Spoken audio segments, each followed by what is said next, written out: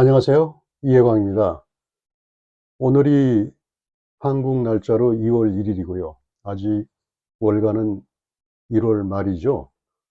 어, 그러고 보니까 2024년도 벌써 한 달이 지났습니다. 올해가 시작될 때 과연 올해 경제는 어떻게 될지 많이 관심을 가졌으리라고 생각되는데 벌써 한 달이라고 그러니까 시간이 참 빨리 갑니다. 월가에서는 여전히 연초 분위기고요. 어, 또 여전히 그래서 올해 경제 전망에 대한 예측이 또 나오고 있습니다. 그래서 오늘은 이런 상황에서 어, 역시 월가의 상황은 한 달 경제는 지금 어떻게 되고 있는지 간략하게 짚어보고 나아가서 IMF는 어떻게 올해 경제를 보고 있는지, 그리고 제너럴 모터스의 CEO 인터뷰, 그 시타델이라고 있죠. 미국의 유수의 투자 전문 회사인데 월가에 켄 그리핀 CEO 인터뷰를 보고 또 애플에 관해서 한번 간략하게 살펴보도록 하겠습니다. 미국에서 이제 그 월가에서 어, 월말에 1월 말에 5일 연속 S&P가 상한가 사상 최고가를 해춤 어, 만들어내면서 경신을 했는데 골드만삭스는 S&P가 올해 한 5,100까지도 갈 수 있을 거다 그렇게 예측을 하고 있고요. 어, 눈에 띄는 거는 테슬라가 상당히 지금 약세를 보이고 있다는 거죠. 테슬라가 약세로 인해 가지고 원래 말씀드렸던 매그니피센트 세븐에서 빠져야 된다 그런 얘기를 제가 말씀드린 적이 있었습니다. 테슬라가 현재 180대인데 108 주가가 1월 3일 날은 한 260 여가지고 뭐 상당히 많이 빠졌죠. 그래서 전기차 수요가 이제 전반적으로 저조해지는 것이 아니냐. 그런데 제가 역시 말씀드렸는데 포드 자동차가 전기차 수요 문제로 해서 생산 라인을 거의 반 이상을 축소를 했습니다. 거기에 비해서 좀 이따 설명을 드리겠습니다마는 GM 측은 상당히 긍정적으로 보고 있습니다. 그래서 포드와 GM이 전기차 수요 전망에 대해서 상반되는 입장을 가지고 거기에 따라서 상반되는 전략을 세워가는데 과연 이것이 올해 어떻게 결론이 판명이 될지 참 주목이 되고 있습니다. 또 레스토랑 소비가 사상 최고를 기록했습니다. 작년에. 그래서 현재까지 이어지고 있고요. 100빌리언이니까 뭐 100조 되는 것 같습니다. 1빌리언이 1조니까 상회를 했다고 합니다. 그래서 소비자 지출이 상당히 외식을 많이 한다는 얘기죠. 그래서 집에서 만들기보다는 나가서 먹는다. 그럼에도 불구하고 PC, Personal Consumption Expenditure가 좀 약세를 보이고 있는데 상당히 이거는 좀 약간 혼조되는 모습입니다. 그렇지만은 젊은이들의 개인 소비가 좀 활성화돼서 그것이 식당 소비, 레스토랑 소비가 늘어나는 데 기여한 게 아닌가 보여지고요. 따라서 카드도 좀 많이 쓰기 때문에 아멕스 카드가 상당히 큰 폭으로 올랐고요. 유가 관련돼서는 예멘 후티가 중동 전쟁 관련해서 홍해를 지난 유조선 상선들을 공격해서 유가가 오른다는 말이 있었는데 그런데도 불구하고 현재 또 역시 말씀드리겠습니다마는 이게 그렇게까지 오르지는 않고 있어서 상당히 이것도 어, 올해 경제에 그렇게 큰 악재는 아닐 것 같다는 조심스러운 관측이 좀 나오고 있는 것 같습니다. 그리고 나라마다 이제 그 자원 안보가 중요해지는 것 같은데 러시아가 독일에 대해서 LNG를 공급하는데 80% 수요를 공급했는데 그걸 20% 감소하겠다고 그래가지고 감축하겠다 그래가지고 안보 문제가 독일에서 나오는 것 같고요. 그래서 에너지 안보 차원에서 미국도 좀 그렇게 좀 LNG 생산을 좀 추진하는 것 같고 그러는 것 같아요. 그래서 상당히 좀 자원 에너지 관련해서 숨가쁘게 돌아가고 있는 것 같고요. 그래서 전반적으로 1월 중에 나타난 거는 메가 빅테크가 빅 IT 회사들이 랠리를 했다. 애플, 마이크로소프트, 알파벳, AMD, 아마존 같은 회사들이 그렇게 좀 보이고 있습니다. 그래서 이제 IMF가 2024년 경기를 어떻게 예측을 하느냐 좀 보겠습니다. 작년 10월에도 괜찮게 성장하겠다고 그랬는데 올해는 이제 더 긍정적으로 보고 있습니다. 그래서 2024년 개별 국가를 어떻게 보느냐를 보니까 IMF는 인도가 6.5%로 최고로 성장할 것이다. 그렇게 예측을 하고 있습니다. 그리고 중국이 4.6% 성장할 것이다. 원래 중국이 내부적인 문제가 있어서 이렇게까지 안 될 거라는 게 좀 의견이 있었는데 중국 정부가 마음을 작심을 하고 대대적으로 경기 부양, 수출 드라이브를 거는 것 같습니다. 그래서 4.6%를 성장할 걸 보고 있고요. 미국도 2.1%를 성장을 한다고 보고 있습니다. 근데 유럽은 경기 침체를 경험하지 않으면 다행이다. 그렇게 아주 소극적으로 좀 보고 있습니다. 일본은 좀 소폭 개선될 것이다. 그래서 그렇게 보고 있고요. 올해 인플레이션은 빠르게 되기 때문에 소프트 랜딩이 가능할 거로 본다. 그렇게 보고 있습니다. 그래서 이상하게 아까 몇 나라를 좀 봤는데 이런 국가별 전망이 성사되기 위해서는 각 국가, 해당 국가의 중앙은행이나 정부 쪽에서 실질적으로 조치를, 정책을 펼쳐야 되는데 그게 또 중요하다. 그런데 전반적으로 볼 때는 2024년은 긍정적으로 보는데 인플레이션 위험이 좀 낮고 성장이 될 것으로 보고 있고 따라서 글로벌 침체 가능성은 좀 저조하다. 그렇게 보고 있습니다. 아까 말씀드린 대로 원유 가격이 지금 그렇게 높아지지 않고 있습니다. 그래서 이것은 후티 반군의 홍해 운송 위협이 상당히 제한적이 아니냐 그렇게 좀 보여지고 있네요. 근데 홍해가 원래 이제 아프리카로 돌아가지 않고 수에즈 운하를 통해 가기 때문에 상당히 해상 운송로로서는 중요한데 세계 규역의 11%의 물동량을 커버를 하고 있습니다. 근데 이게 안정화되면은 어, 어, 전 세계 경제 전망에도 긍정적으로 영향을 미칠 것으로 보여집니다. GM의 최고 경영자 메리 베라 CEO의 인터뷰 내용을 한번 살펴보겠습니다. 이분은 여성이죠. GM은 작년에 이어서 올해에도 실적이 긍정적으로 볼 것이다. 그렇게 좀 보고 있습니다. 특히 전기자동차 생산 판매가 증가될 것으로 본다. 전기차 트럭 부분이 주문이 1만 대, 10,000대가 밀려 있다. 그래서 작년에 GM에서 전기차 비중이 10%였는데 올해는 아마 더 늘어날 것으로 보는데 이러한 전기자동차에 대한 적극적인 입장은 포드가 전기자동차 시설을 반 이상 감축하는 것과는 상당히 극명한 대조를 이룹니다. 그리고 하이브리드에 대해서도 전기자동차에 비해서는 좀 낮게 좀 보고 있는데 몇 년 전에 하이브리드 수요가 급격히 위축되는 걸 경험을 해서 그런 것 같습니다.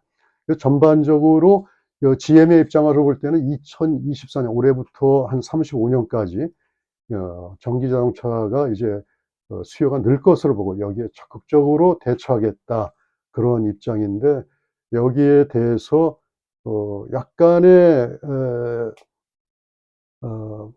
수요상의 차질이 있고 파동이 있을 때 여기에 하이브리드를 보완적으로 투입해서 이거를 관리해 나갔다. 수요 관리를 해서 생산을 해 나가겠다. 그렇게 보고 있습니다. 일론 머스크가 중국 전기자동차를 아주 고평가를 하면서 기계 성능도 좋고 가격 경쟁력도 세다. 그러면서 미국 정부가 여기에 대해서 고관세 등 적절한 규제가 없으면 세계 전기자동차 시장을 중국이 석권할 수도 있다. 그렇게 아주 심각하게 볼 수 있는 그런 전망을 내놓고 있는데요. 그런데 이 바 CEO는 공정한 시장 경쟁 분위기를 좀 확보해 나가면서 디자인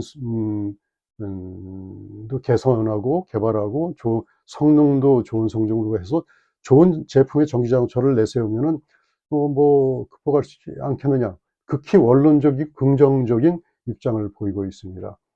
현재 중국이 중남미에서 한 20% 30% 가격 마진의 덤핑을 하고 있다고 보여지고 있는데요. 이런 데서도 원칙적으로 대응을 하겠다. 그렇게 보고 있습니다.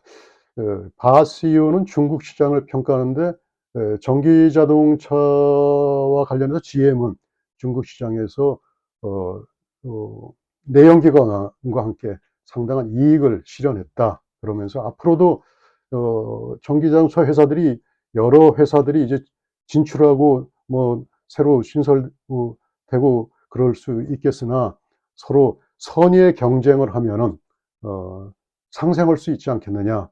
그렇게 역시 원칙적으로 긍정적인 입장을 좀 보이고 있습니다. 켄 그리핀 시타델의 CEO 인터뷰를 한번 살펴보겠습니다.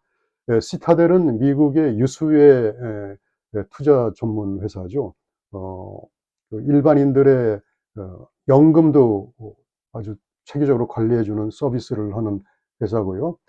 원래는 뉴욕에 월가에 본부가 있었는데 대부분 주요한 투자 회사들이 그런 것처럼 세계적인 회사들이 뉴욕 월가에 거대한 건물에 본부를 가지고 있는데 최근에 플로리다 마이애미로 옮겼습니다. 그래서 거기서 지금 요새 활동을 하고 있죠.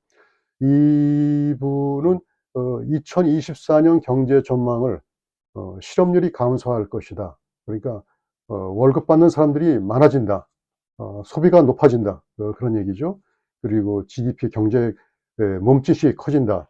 GDP가 상승하고 물가 안정으로 전반적으로 성장 이런 요인으로 성장 분위기가 조성되고 구체적으로 인플레는 한 2% 초반 정도가 되지 않을까 그렇게 본다고 예상하고 있습니다. 켄 그리핀은 중국을 상당히 중시하는데요. 대만과 중국 간에 최근에 대만 선거와 관련해서 양안 간의 긴장이 조성되고 있는데 만약에 중국이 대만을 공격하다든지 그래서 무력 상황, 충돌 상황이 있어서 대만의 반도체 생산이 중단돼서 미국에 대한 반도체 공급이 차질이 있을 때 이거는 미국에 대한 상당한 경제적인 재앙 수준의 사태가 초래될 뿐더러 또 이거는 또 다른 방면으로 중국에게 대해서도 마찬가지가 될 것이다. 그런 우려를 표명하고 있습니다. 포드나 GM이나 보잉 같은 미국의 굴지 회사들이 대만으로부터 반도체 공급을 받지 못하면은 미국 경제 전반에 이 충격을 줄 것이고 미국 반도체가 만약 제대로 공급이 안 될 경우 미국 GDP에 8 내지 10%의 영향을 주고 이는 미국 국가 경제 안보의 위험 요인이 될 것이다. 그렇게 보고 있습니다. 아까 중국산 전기차에 대한 무역 장벽 필요성을 강조한 일론 머스크의 얘기를 말씀드렸는데요. 중국을 평가할 때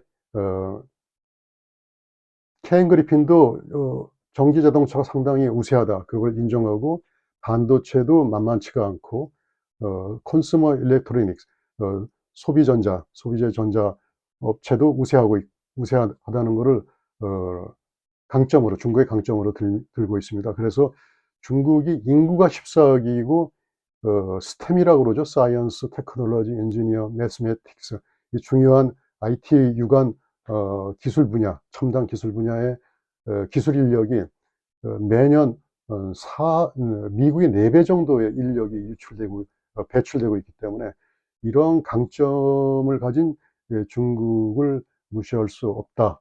그런 입장을 가지고 있습니다. 근데 테슬라가 지금 주가가 약세가 되고 있는 거는 테슬라 전기차에 대한 수요가 좀 떨어지고 있기 때문인데요. 이와 관련해 가지고 과연 전기 자동차가 미래에 어떻게 될 것이냐 그렇게 보는데, 이 켄 그리핀은 그런 관점이 있는데 자동차 시장이 늘어날 것이다. 그렇게 늘지는 않을 것이다. 상반된 의견이 있는데, 켄 그리핀은 캘리포니아를 예를 들면서 캘리포니아가 가까운 장래에 내연기관 자동차를 금지를 시킨다는 계획을 좀 언급을 하고 있습니다. 그래서 결국 이거는 전기 자동차를 대신 메꾼다는 건데, 메꾼다는 계획인데, 이 전기 자동차의 수요를 중국이 가격, 성능 경쟁력을 내세워서 채우면은 이는 미국으로서는 수수방관할 수 없는 사태가 된다. 그렇게 해서 상당히 이 딜레마에 빠질 것이다. 그런 입장을 좀 표명하고 있고요. 근데 여기에 이런 상황에서도 한 가지 희망이 있으면, 테슬라가 추진하고 있는 자율주행차가 성공리에 개발이 되고 확산이 되면은 그래도 이 상황이 그렇게 중국이 제패하는 상황이 되지는 않지 않겠느냐 그렇게 보고 있는데요. 여기에는 현재 통계에 의하면 도로에서 자동차 사고의 90% 이상이 인적 과실이라는 그런 통계가 나오고 있습니다. 그래서 자율주행차가 만족할 만한 수준으로 성공적으로 개발이 되면은 이것이 자율 전기차의 성능과 어우러져 가지고 전기차의 수요와 함께 자율주행차가 세트로 돼서 나갈 수 있고, 여기에서 중국 전기자동차를 수요를 좀 꺾을 수 있지 않을까 그렇게 보는 것 같습니다. 켄 그리핀이 보는 2024년 미국 대선에 대해서 한번 살펴보겠습니다. 켄 그리핀은 작년 가을에 니키 헬리 공화당 후보를 지지를 선언했습니다. 지지를 선언한 이유는 니키 헬리가 좀 여성으로서 좀 여성다운 면이 있고, 또 점잖은 보수를 표명하는 그런 이미지가 있고, 또 유엔 대사로서의 외교 경험도 있고, 미국을 단합시키려는 그런 애국심 그런 것도 있어서, 그런 점으로 해서 자신은 니키 헬리의 장점도 인정을 하는데, 현재 돌아가는 국제 정세가 만만치가 않기 때문에 니키 헬리가 이 터프한 험난한 지정학적인 도전에 대처하는 데는 니키 헬리가 좀 부족하지 않은가 그렇게 좀 보고 있습니다. 여기에는 8주 전에 있었죠. 일어난 일이 아이오와 코커스랑 뉴햄프셔 프라이머리에서 니키 헬리가 트럼프에 비해서 현저한 차이로 2위를 한 것도 영향을 미치고 있는 것 같고요. 콜로라도 법원이 트럼프 경선 출발을 원천적으로 봉쇄하려고 했죠. 투표용지에 이름을 넣으면 안 된다. 경선 투표용지에. 거기에 대해서 켄 그리핀은 이거는 불공정하고 잘못된 일이고 좀 있어서는 안 될 일이다. 그렇게 아주 강하게 비판을 하고 있습니다. 그래서 현재 3명의 미국 명사가 홍해에서 사망한 사건도 있고, 그래서 이런 상황으로 볼 때 미국은 강력한 지도자를 원하고, 현재 문제는 미국의 유약함으로 인해 가지고 미국 중심의 세계 질서가 약화되고 교란된 것이 아니냐 그렇게 보고 있기 때문에, 이거를 회복시킬 그런 지도자가 필요하다. 어떻게 보면은 이게 트럼프를 지칭하는 거라고 볼 수 있는데요. 근데 아주 명시적으로 트럼프를 지지한다고 보지는 않는데, 그래도 트럼프와 바이든과의 대결에서는 자기는 그래도 연소한 사람이 몇 살이라도 젊은 사람이 좋지 않겠느냐, 그렇게 본다고 우회적으로 은유적으로 이제 표현을 하면서 더 나가서 현재 미국 유권자들의 한 70%는 트럼프와 바이든의 재대결을 원하지 않는데, 나 역시 그 70%에 속한다고 볼 수 있다. 그렇게 아주 그 일종의 그 정치적인 그 부담을 줄이는 그런 어, 수사를 좀 쓰고 있습니다. 어, 이번에는 좀 애플에 대해서 좀 말씀드리겠습니다. 고민치라고 있죠. 애플의 내부 사정이 아주 어, 정통한 그러한 인물인데요. 고민치가 올해 아이폰의 판매량을 예측을 했는데, 과거 고민치의 예측은 항상 정확했습니다. 올해는 작년 대비 한 15% 정도 감소할 것이다, 그렇게 좀 보고 있습니다. 그래서 애플의 주가에 이게 어떤 영향을 미칠지 참 관심인데요. 그 원인으로 두 가지를 크게 들고 있습니다. 첫 번째는 중국에서 화웨이를 쓰라는 정부 측의 그 애국 소비 장려, 그 영향이 크다. 그래서 중국에서 항상 원탑을 달려온 애플의 수요가 어떻게 줄어들지, 그것이 좀 관심인 것 같습니다. 그 영향이고, 또 한 가지는 점점 고급 사양의 스마트폰을 쓰는 소비자분들이 점차 폴더블 폰에 대한 수요를 좀 어, 높이고 있다. 폴더블 폰에 대한 수요에 대해서 강한 관심을 어, 어, 폰에 대해서 강한 관심을 보이고 있다. 그런 점, 이 두 가지를 감안할 때 한 15% 정도 감소할 것으로 본다. 그렇게 보고 있습니다. 그래서 이걸 한번 지켜봐야 될 것 같고요. 비전 프로라고 있죠. 애플이 야심차게 개발해서 공개해서 지금 판매를 좀 한참 뭐 열을 올리고 있는 건데요. 3,500불의 고가입니다. 그런데 이거는 헤드셋을 차용하면서 일과 유튜브, TV, 뮤직, 사파리, 포토를 동시에 하는 건데, 구글의 글라스, 그리고 메타의 레이밴, 그런 거보다는 한 단계 더 나간 걸로 평가를 받고 있는데, 과연 여기에 대해서 소비자들의 반응이 어떨지 지금 관심을 끌고 있습니다. 그런데 일단 이거를 한번 착용한 사람들의 얘기를 들어보면은 장시간 착용 시 두통, 눈피로, 목피로가 있어서 좀 약간 좀 유보적인 의견도 좀 나오는 것 같고요. 그런데 어찌됐든 현존하는 헤드셋 중에 가장 나은 거다, 그런 평을 받고 있습니다. 다음 한 가지는 좀 가벼운 주제로 코비드 관련된 재택근무를 어떻게 해야 할 것인가, 그걸 좀 말씀드리겠습니다. 코비드로 인해 가지고 코비드 19로 인해 가지고 세계적으로 재택근무가 아주 어, 유행을 탔었죠. 그래서 현재도 사실상 코비드가 국면이 끝났는데도 재택근무가 계속 유지되고 있어서 오피스 수요가 줄어드는 그런 문제도 나오고 있고요. 주택 가격이 좀 상승하는 그런 것도 있는데, 한 가지 조사에 의하면은 월화수목금 5일 연속 규정이 그렇다고 해서 재택근무를 할 경우 향후 그 회사의 사정이 좀 문제가 있어서 레이오프를 직원을 시켜야 될 경우에 계속 재택근무에 충실한 그런 직원이 레이오프를 당할 가능성이 35%가 더 높다.